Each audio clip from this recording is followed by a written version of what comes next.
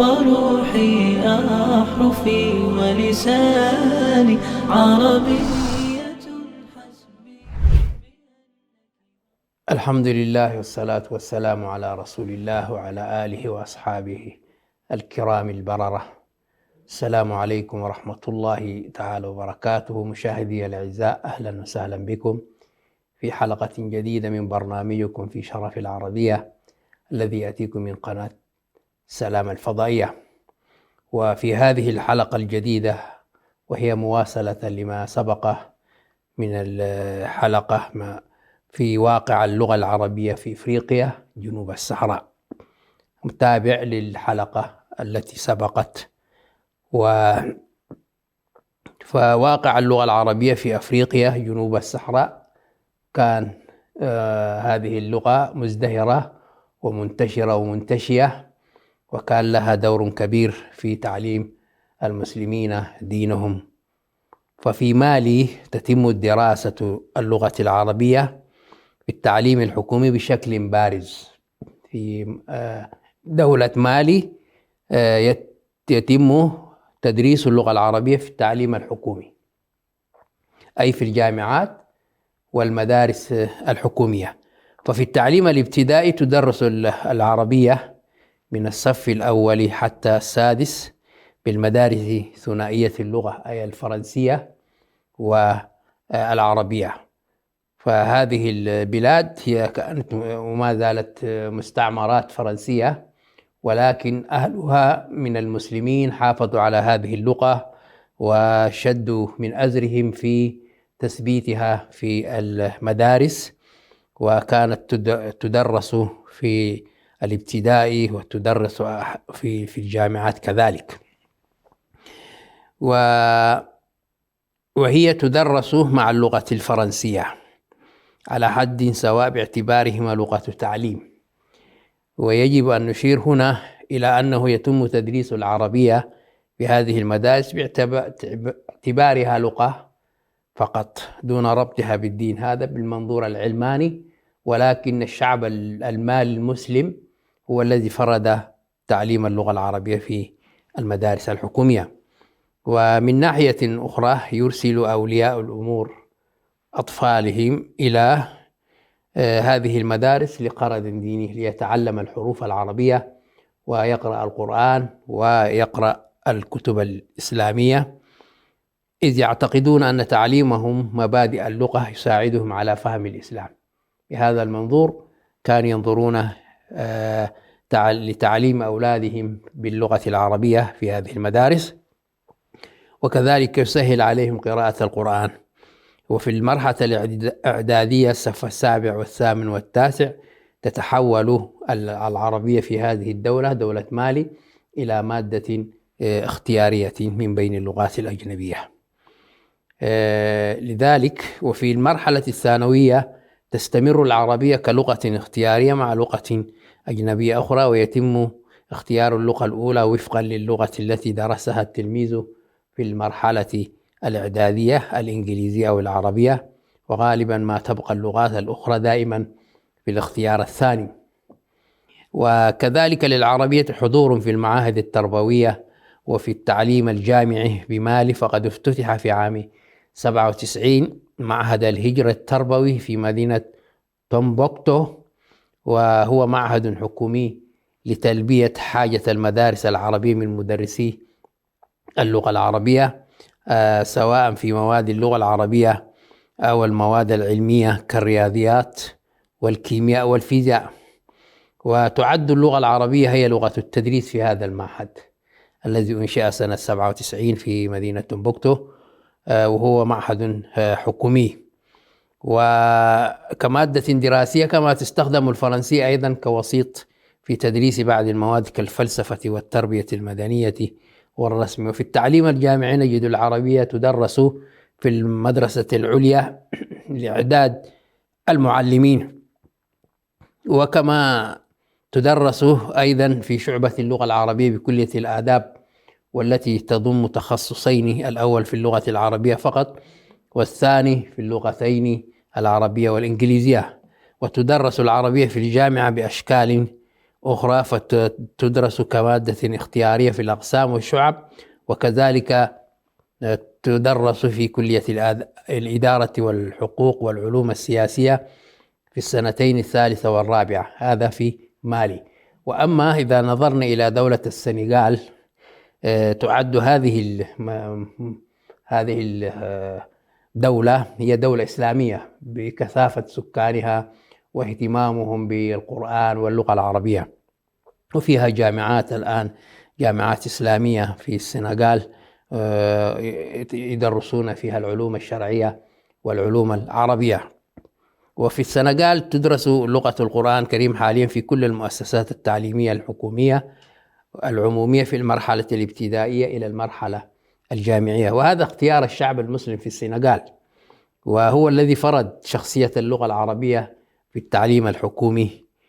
وقد بلغ عدد مدرسي اللغة العربية الحكوميين سنة 1999 إلى 1223 معلما أو مدرسا. هؤلاء مدرسو اللغة العربية في دولة السنغال.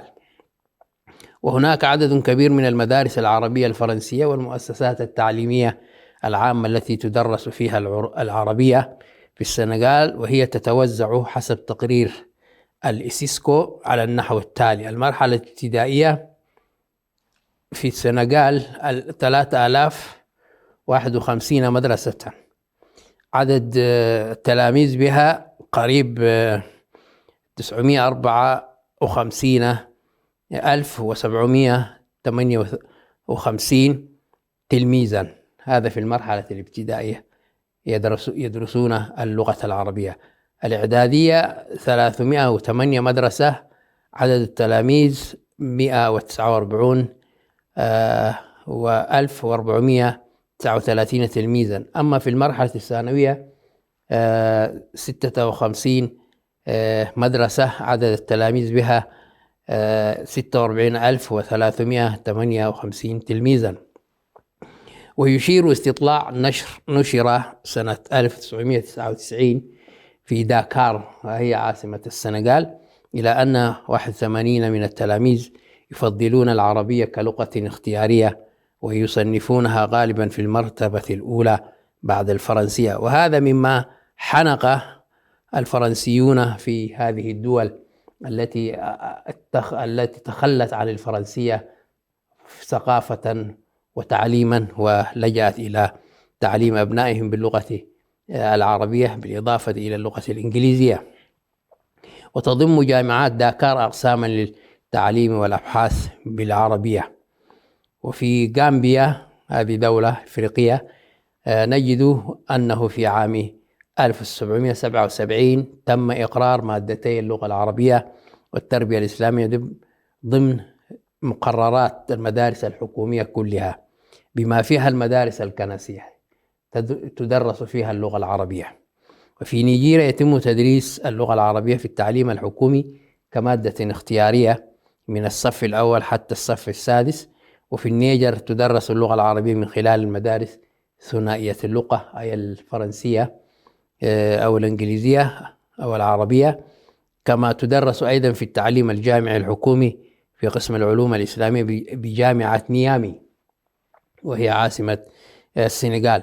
وقد أنشأت غالبية حكومات غرب أفريقيا مؤسسات تعليمية ثنائية اللغة فرنسية وعربية. ومضت مالي والنيجر أبعد من البلدان الأخرى في هذا المجال. ففي مالي توجد مؤسسات ثانوية فرنسية عربية يعني ثنائية اللغة في مدن باماكو وتمبكتو وبناما. أما في النيجر فقد بلغ عدد المؤسسات الفرنسية العربية حسب دراسة أولية للإسيسكو 190 مؤسسة، منها 3 مؤسسات للتعليم الثانوي. وبينما يقدر العدد الإجمالي التلاميذ المنتسبين إلى هذه المؤسسات نحو 27,614 تلميذا موزعين على مختلف المستويات التعليمية. هذه اللغة العربية اهتم بها أهل هذه البلاد من إفريقيا، ما يسمى جنوب إفريقيا، واهتموا بدينهم الإسلامي حتى تعد الآن كما ذكرنا سابقا هذه القارة هي قارة عربية وقارة مسلمة بكثافة المسلمين في هذه المنطقة. وقد اتخذت فكرة المدارس ثنائية اللغة الفرنسية والعربية هذه صورا شتى في التطبيق من دولة لأخرى. ففي غينيا كوناكري نجد أن الساعات الدراسية المقررة للأسبوع تصل إلى 30 ساعة توزع مناسفة بين اللغة العربية والتربية الإسلامية ومواد التعليم الفرنسي بواقع 15 ساعة لكل مجموعة. بينما في بوركينا فاسو تصل الساعات المقررة للتدريس في الأسبوع ل36 ساعة، نسيب اللغة العربية والتربية الإسلامية منها 5 ساعات فقط. هكذا يهتمون بلغتهم وهي لغة الدين ولغة الإسلام. ولا شك فإن هذا الحضور الواضح للغة العربية في التعليم الحكومي لغالبية دول غرب أفريقيا يعكس الاهتمام الكبير باللغة العربية في هذه الدول سواء على المستوى الشعبي أو الرسمي. وكما ذكرنا الذي فرض هذه اللغة في هذه البلاد هم الشعب المسلم في هذه البلاد. من المسلمين أرادوا أن يدرسوا أبنائهم اللغة العربية لكي يفهموا دينهم ورسالتهم الإسلامية. كما يشير كذلك للتقدم الواضح الذي أحرزته اللغة العربية في مؤسسات التعليم الحكومي في غرب إفريقيا، وخاصة في ضوء التجربة الاستعمارية القاسية التي عاشتها تلك المنطقة وما صاحبها من حجر وإقصاء على تعليم العربية وخاصة في مؤسسات التعليم الحكومي، كما يحدث الآن في إريتريا وفي إثيوبيا إقصاء هذه اللغة. وغالبية أهل الحبشة إريتريا وإثيوبيا من بلاد عربية ينتسبون إلى قبائل عربية، ولكن الحقد الصليبي والحقد النصراني على هذه اللغة أبعدت حتى يبعد المسلمون عن دينهم. لذلك نجد في إريتريا ونجد في إثيوبيا إقصاء لهذه اللغة العربية، ونجد بالعكس نجد هنالك علماء في إثيوبيا كثر يعلمون الناس باللغة العربية، وما شاء الله الآن منتشرين في العالم يدرسون الناس العلم الشرعي باللغة العربية، ولكن في بلادهم محرومين بهذا. أما عن واقع اللغة العربية في التعليم الحكومي في جنوب إفريقيا فنلاحظ تراجعه إلى حد كبير في غالبية دول الإقليم مع حضور ضعيف في البعض الآخر. ففي دولة جنوب إفريقيا نجد أن هناك حركة وتجاوب لتعليم اللغة العربية. هذه اللغة العربية إن لم تكن لغة الدين الإسلامي هي الآن صارت لغة واعترفت بها الأمم المتحدة، والآن اعترف بها الفيفا في احتفالية السنوية للغة العربية في 18 ديسمبر الذي مضى، أن هذه اللغة صارت مهمة في التواصل الحضاري بين الأمم. ففي جنوب أفريقيا نجد أن هناك حركة وتجاوب لتعليم اللغة العربية في مدارس جنوب أفريقيا من قبل الحكومة. وإذا ما وجدت عددا مناسبا أي حوالي 20 طالبا في المدارس الثانوية فإن الحكومة تهتم بتدريس العربية لهم على حسابها. إلى فاصل قصير ثم نعود إليكم. عربية قلبي وروحي أحرفي ولساني عربية حسبي عربية قلبي وروحي أحرفي ولساني عربية حسبي. الحمد لله والصلاة والسلام على رسول الله وعلى أصحابه الكرماء الفضلاء. مواصلة لمن قطع مشاهدي الأعزاء، أهلا وسهلا بكم. مواصلة لمن قطع من حديث، وما زلنا نتناول واقعية اللغة العربية في إفريقيا، وخاصة ما يسمى جنوب الصحراء. أي الدول الغير العربية التي اهتمت باللغة العربية كما رأينا في هذه الحلقة والحلقة التي سبقت.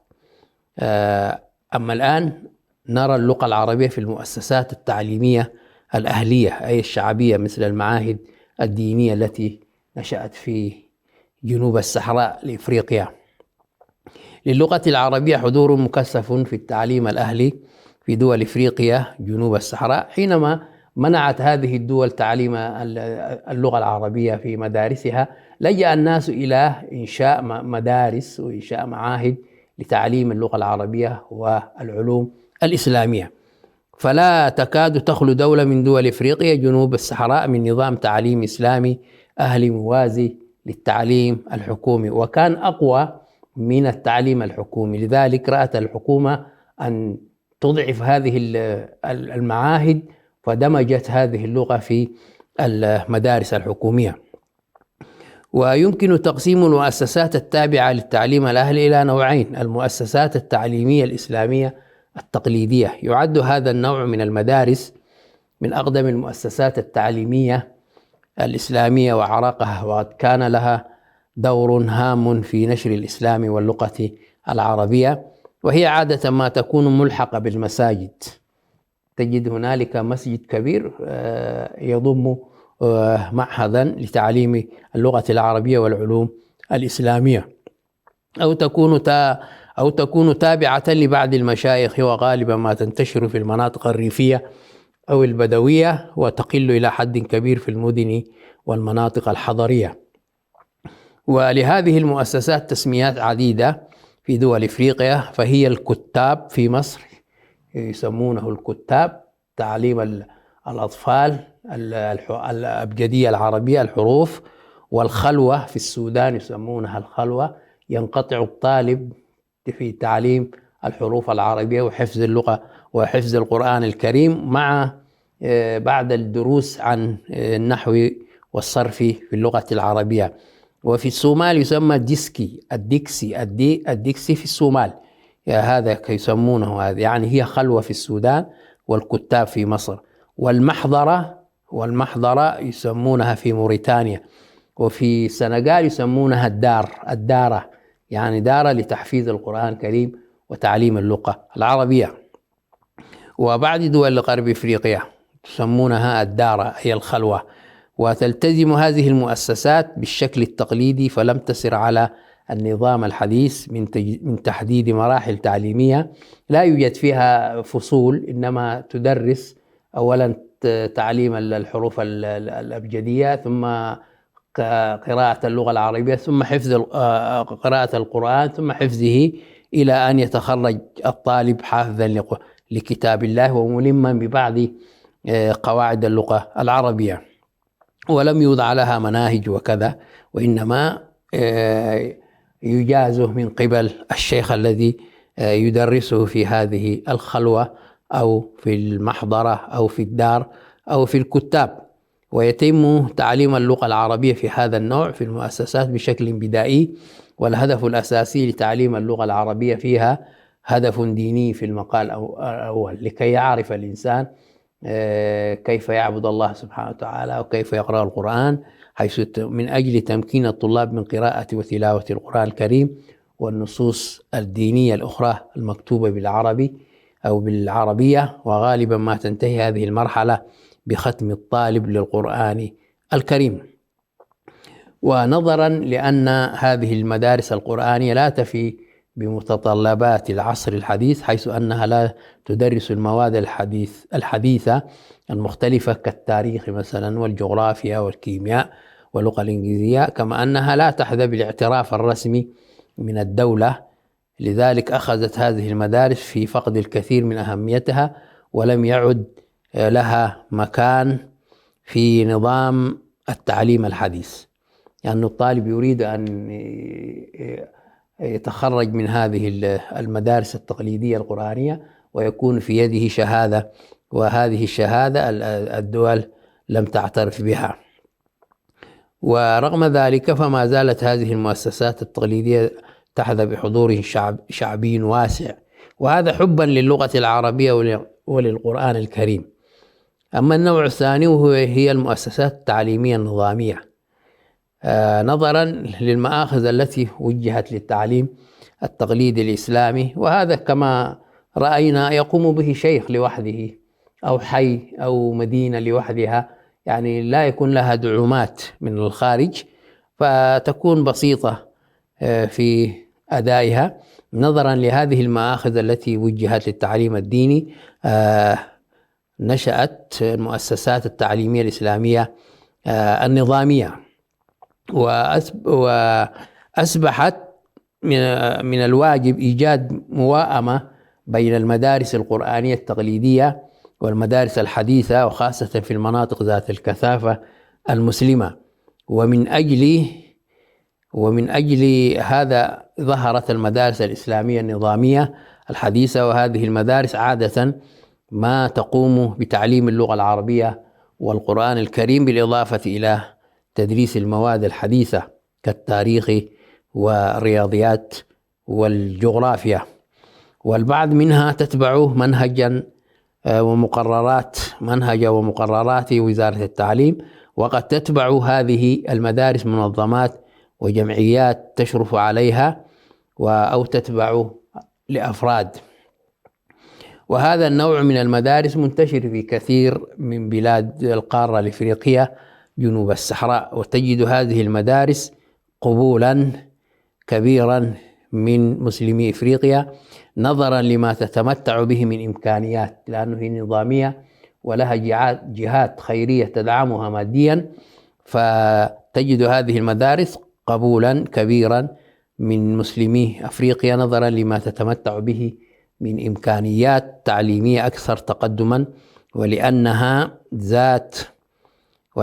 ذات مستوى تعليمي أفضل، بالإضافة إلى أن عدد من الحكومات الإفريقية اعترفت بها وبالشهادات التي تمنحها بهذه المدارس النظامية الحديثة. وينتشر هذا النوع من المدارس الإسلامية النظامية في مختلف أنحاء الدول الإفريقية جنوب الصحراء، وهي تستوعب عددا كبيرا من الطلاب. ففي شرق أفريقيا مثلا تلقى هذه المدارس انتشارا واضحا. ففي دولة الصومال، ودولة الصومال تعتبر 100% شعبها مسلم، لا يوجد فيها نصارى ولا يهود ولا غير دين أهل دين، إنما هم 100% مسلمون. ورغم الظروف الصعبة التي تمر بها، إلا أن المدارس والمعاهد والأهلية المتخصصة في تعليم اللغة العربية تنتشر بها في الصومال، كانت منارة للعلم الإسلامي. حتى الدول القريبة لها والحدودية كانوا الطلاب يأتون إلى هذه الدولة، دولة الصومال، ويتعلمون دينهم واللغة العربية، ويرجعون إلى بلادهم علماء. ومنذ عام 1999 تم تأسيس رابطة التعليم النظامي الأهلي في الصومال بهدف توحيد الجهود وتنسيقها لإيجاد نظام تعليمي موحد وامتحانات مركزية وشهادات معترف بها. والأمر الهام أن الرابطة اتخذت من اللغة العربية لغة رسمية لها على قدم وساق مع اللغة الصومالية، ويتم تدريس جميع المواد الدراسية في معظم المدارس التي تنضوي تحت الرابطة باللغة العربية، إضافة إلى أن مواد اللغة العربية تعد أساسية في مختلف المراحل والصفوف حسب منهج هذه المدارس. هذه في دولة الصومال. وأما في دولة إثيوبيا، والتي تعتبر أكبر دولة فيها عدد كبير من المسلمين ما يقارب 70%، طبعا هذه الإحصائية لا تأتي بها الحكومات لا هذه الحقائق، ولكن الواقع والدراسات الواقعية والميدانية حصرت عدد المسلمين في هذه البلاد أكثر من 70 في المئة، ولكن هنالك اضطهاد وهنالك تهجير، ونجد علماء من إثيوبيا ذهبوا إلى بعض القارات، والآن هم علماء في غير بلادهم. وفي إثيوبيا أقام المسلمون الكثير من المدارس العربية الإسلامية النظامية بمجهود شعبي، لأن الحكومة تحارب اللغة العربية، وهي تعرف باسم مدرسة. وهذه المدارس عادة ما تقوم بتعليم اللغة العربية والقرآن الكريم، بالإضافة إلى أنها تتبع منهج ومقررات وزارة التعليم. وهذا النوع من المدارس ينتشر إلى حد ما سواء في القرى الصغيرة أو في المدن الكبيرة، حيث توجد 6 مدارس، منها في مدينة هرر، هذه مدينة علمية فيها علماء وفيها معاهد إسلامية، و20 مدرسة في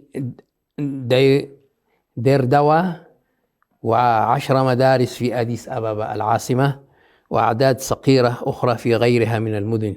كذلك هنالك نوع ثاني من هذه المدارس في إثيوبيا، وهي المدارس العربية الإسلامية التابعة للجاليات العربية والإسلامية في إثيوبيا، مثل الجالية اليمنية والجالية الليبية. هؤلاء الجاليات أنشأوا مدارس ومعاهد لهم في إثيوبيا، وتقوم بتعليم اللغة العربية والتربية الإسلامية، كما أنها تدرس المنهج الحكومي. كذلك توجد بعض المعاهد الإسلامية مثل معهد أوبدال الفن الإسلامي في إقليم هرجوي، كما تكثر الخلاوة والكتاتيب في كل مناطق المسلمين.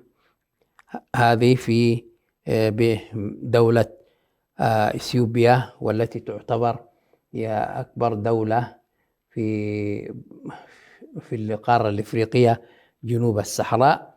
وكما قلنا عدد سكانها أكثر من 120 نسمة، ولكن عدد المسلمين فيها أكثر من 70%. وإلى حلقة آخرة استودعكم الله، والسلام عليكم ورحمة الله وبركاته. عربية حسبي بأنك منطقي وبياني، عربية قلبي وروحي أحرفي ولساني، عربي